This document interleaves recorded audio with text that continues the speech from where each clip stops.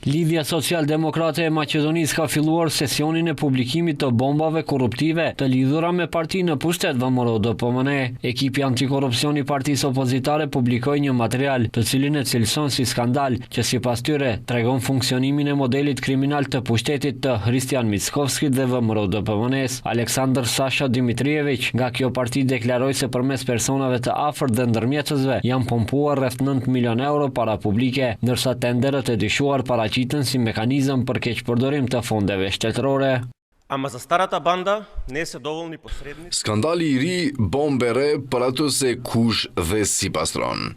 Të gjithë rrugët të drejtojnë tek Ivica Tomovski, drejtori i shërbimit për punë të përgjithshme dhe të përbashkëta në qeveri. Nuk pastron drejtoria, pastron kompania familjare e Tomovskit. Të themi troç, ata po i pastrojnë paratë e qytetarëve e dhatu me miliona euro.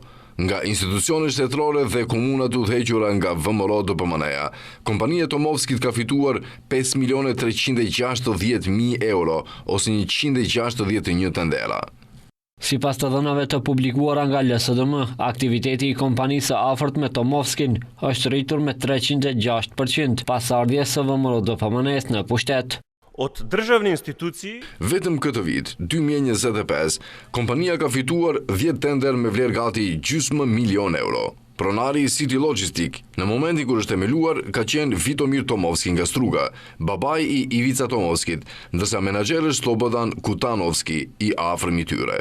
Rastësisht u paska ecur pastrimi i buxhetit. Për çfarë shërben Tomovski në VMRO-DPMN dhe në qeveri?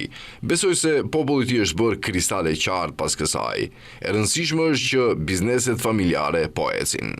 Ky është skandali i parë i publikuar nga LSDM, nga ku kanë njoftuar se të tilla ka shumë dhe do të publikohen. Se do të publikojnë skandale të tilla ka njoftuar vetë kreu i LSDM Zvenko Filipçe, i cili këto materiale i emëroi si bomba 2.0.